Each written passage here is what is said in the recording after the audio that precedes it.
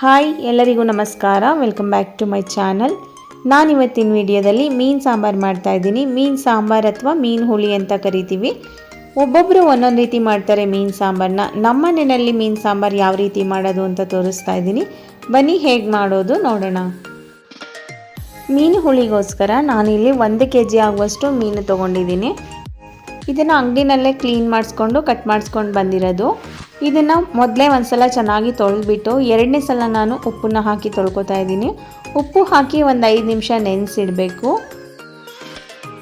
ಇವಾಗ ಒಂದು 5 ನಿಮಿಷ ಆಗಿದೆ. ಇದನ್ನು ತೊಳ್ಕೊತಾ ಇದ್ದೀನಿ. ಮತ್ತೆ ಇನ್ನೂ 2 ಸಲ ಬೇರೆ ಬೇರೆ ನೀರು ಹಾಕಿ ನೀಟಾಗಿ ತೊಳೆದ್ಬಿಟ್ಟು ಇದಕ್ಕೆ ಸ್ವಲ್ಪ ಉಪ್ಪು ಖಾರ ಎಲ್ಲ ಹಾಕಿ ನೆನೆಸಿಡ್ತಾ ಇದ್ದೀನಿ. 1 ಸ್ಪೂನ್ ಮೆಣಸಿಕಾಯಿ ಪುಡಿ, 1 ಟೀ ಸ್ಪೂನ್ ಆಗುವಷ್ಟು ಉಪ್ಪು ಮತ್ತು ಇದಕ್ಕೆ ಸ್ವಲ್ಪ ಹುಳಿನೂ ಹಾಕೋತಾ ಇದ್ದೀನಿ. ನಾನು ಮೊದಲೇ 1 ನಿಂಬೆಹಣ್ಣು ಗಾತ್ರದಷ್ಟು ಹುಣಸೆ ಹಣ್ಣನ್ನು ನೀರಿನಲ್ಲಿ ಹಾಕಿ ನೆನೆಸಿಟ್ಕೊಂಡಿದ್ದೀನಿ. ಇದು ನೆನೆಸೋದಕ್ಕೂ ಆಗುತ್ತೆ ಮತ್ತು ಸಾಂಬಾರಿಗೂ ಸ್ವಲ್ಪ ಬೇಕಾಗುತ್ತಲ್ಲ ಅದಕ್ಕೂ ಆಗುತ್ತೆ ಅಂತ ಮೊದಲೇ ನೆನೆಸಿಟ್ಕೊಂಡಿದ್ದೀನಿ. ಇವಾಗ ಇದಕ್ಕೆ 1-2 ಸ್ಪೂನ್ ಆಗುವಷ್ಟು ಹುಣಸೆ ಹಣ್ಣಿನ ರಸನ ಸೇರಿಸ್ಕೋಬೇಕು.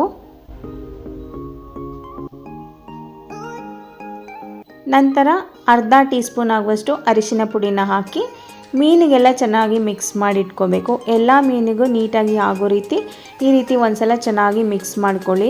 ಇದನ್ನು ಒಂದು ಅರ್ಧ ಗಂಟೆ ನೆನೆಸಿಡಬೇಕು. ನಾವು ಸಾಂಬಾರಿಗೆಲ್ಲ ರೆಡಿ ಮಾಡಿಕೊಂಡು ಒಗ್ಗರಣೆ ಹಾಕಿ ಸಾಂಬಾರು ಬೇಯೋ ತನಕ ನೆನೆದ್ರೆ ಸಾಕಾಗುತ್ತೆ. ಮಿಕ್ಸ್ ಮಾಡಿಟ್ಟು ನಂತರ ಸಾಂಬಾರಿಗೆ ರೆಡಿ ಮಾಡ್ಕೋತಾ ಇದ್ದೀನಿ. ಮತ್ತೆ ಮಧ್ಯ ಮಧ್ಯ 1-2 ಸಲ ಈ ರೀತಿ ಮಿಕ್ಸ್ ಮಾಡ್ಕೊಳ್ಳಿ. ಆವಾಗ ಮೀನಿಗೆ ಉಪ್ಪು ಹುಳಿ ಖಾರ ಎಲ್ಲ ಚೆನ್ನಾಗಿ ಹೊಂದ್ಕೊಳ್ಳುತ್ತೆ. ಇವಾಗ ನಾನು ಸಾಂಬಾರಿಗೋಸ್ಕರ ಒಂದು ಖಾರನ ರೆಡಿ ಮಾಡ್ಕೋತಾ ಇದ್ದೀನಿ. ಮಿಕ್ಸರ್ ಜಾರ್ಗೆ ಅರ್ಧ ಕಪ್ ಆಗುವಷ್ಟು ತೆಂಗಿನಕಾಯಿ ತುರಿ, ಸ್ವಲ್ಪ ಕೊತ್ತಂಬರಿ ಸೊಪ್ಪು, 1 ಸಣ್ಣ ಈರುಳ್ಳಿನ ಕಟ್ ಮಾಡಿ ಹಾಕ್ಕೊಂಡಿದ್ದೀನಿ, ಅರ್ಧ ಗೆಡ್ಡೆ ಬೆಳ್ಳುಳ್ಳಿ, 2 ಟೊಮೆಟೊನ ಕಟ್ ಮಾಡಿ ಹಾಕೋತಾ ಇದ್ದೀನಿ. ನಾನಿಲ್ಲಿ ಸಣ್ಣ ಸೈಜ್ದು ಟೊಮೆಟೊ ತೊಗೊಂಡಿದ್ದೀನಿ. ಹುಣಸೆ ಹಣ್ಣಿನ ರಸ ಸಹ ಸೇರಿಸೋದ್ರಿಂದ ಹುಳಿ ಜಾಸ್ತಿ ಆಗಿಬಿಡುತ್ತೆ. ಆದ್ದರಿಂದ ಸಣ್ಣ ಸೈಜ್ ಟೊಮೆಟೊ ಹಾಕ್ಕೊಂಡಿದ್ದೀನಿ. ಬೇಕು ಅಂದರೆ ಒಂದೇ ಸೇರಿಸ್ಕೋಬೋದು. ಇದಕ್ಕೆ ಸ್ವಲ್ಪ ನೀರನ್ನು ಹಾಕ್ಕೊಂಡು ನುಣ್ಣಗೆ ರುಬ್ಕೋಬೇಕು. ಇವಾಗ ಸಾಂಬಾರಿಗೆ ಖಾರನ ರೆಡಿ ಮಾಡ್ಕೊಂಡಿದ್ದಾಗಿದೆ. ನೋಡಿ ಎಷ್ಟು ನುಣ್ಣಗೆ ರುಬ್ಕೊಂಡಿದ್ದೀನಿ. ಈ ರೀತಿಯೇ ರುಬ್ಕೋಬೇಕು. ತರಿ ಇದ್ದರೆ ಸಾಂಬಾರು ಚೆನ್ನಾಗಾಗೋದಿಲ್ಲ. ನಂತರ ನಾನು ಒಗ್ಗರಣೆಗೆ ಇಟ್ಕೋತಾ ಇದ್ದೀನಿ.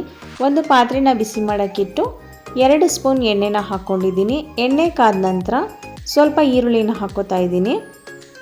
ಜೊತೆಗೆ ಸ್ವಲ್ಪ ಕರಿಬೇವು ಸೊಪ್ಪು ಸಹ ಹಾಕ್ಕೊಂಡು ಈರುಳ್ಳಿನ ಒಂದು 30-40 ಸೆಕೆಂಡು ಫ್ರೈ ಮಾಡ್ಕೋಬೇಕು. ನಂತರ ಇದಕ್ಕೆ ನಾವು ರುಬ್ಬಿಟ್ಕೊಂಡಿರೋ ಖಾರನ ಸೇರಿಸ್ಕೊತಾ ಇದ್ದೀನಿ.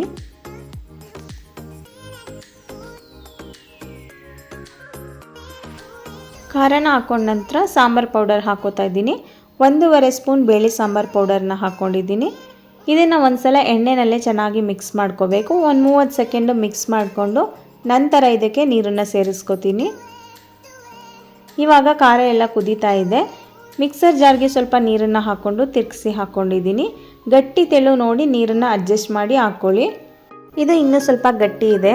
ನಾನು ಇದಕ್ಕೆ ಇನ್ನೊಂದು ಸ್ವಲ್ಪ ನೀರನ್ನು ಸೇರಿಸ್ಕೊತಾ ಇದ್ದೀನಿ.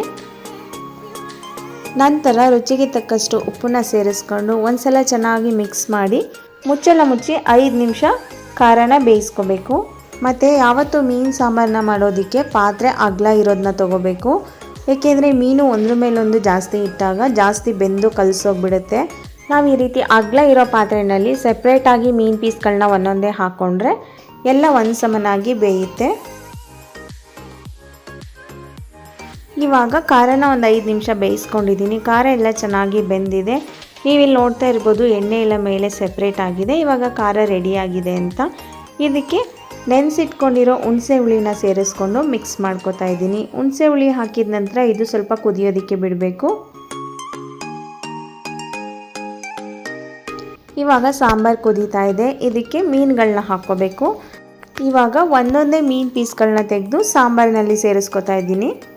ಮೀನು ಪೀಸ್ಗಳನ್ನ ಒಂದ್ರ ಮೇಲೆ ಒಂದು ಹಾಕೋದಕ್ಕೆ ಹೋಗಬೇಡಿ. ಈ ರೀತಿ ಎಷ್ಟು ಪಾತ್ರೆ ಅಗಲ ಇದೆ ಅಷ್ಟು ಅಗಲಕ್ಕೂ ನೀಟಾಗಿ ಒಂದೊಂದೇ ಹಾಕ್ಕೊಂಡು ಬನ್ನಿ.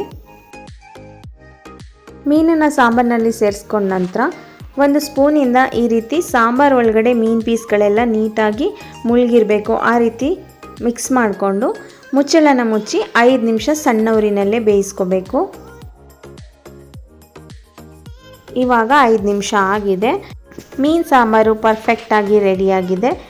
ಇದನ್ನು ನಾವು ಮುದ್ದೆ ಅಥವಾ ಅನ್ನ ಯಾವುದಕ್ಕೆ ಬೇಕಾದರೂ ಸರ್ವ್ ಮಾಡ್ಕೋಬೋದು.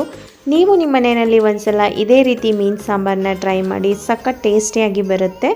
ಯಾರಿಗೆಲ್ಲ ಮೀನು ಸಾಂಬಾರು ಇಷ್ಟ ಆಗುತ್ತೆ ಪ್ಲೀಸ್ ಒಂದು ಲೈಕ್ ಕೊಡಿ, ಹಾಗೆ ಒಂದು ಕಮೆಂಟ್ ಮಾಡಿ, ಮತ್ತು ನಿಮ್ಮ ಫ್ಯಾಮಿಲಿ ಫ್ರೆಂಡ್ಸಿಗೆಲ್ಲ ಶೇರ್ ಮಾಡಿ.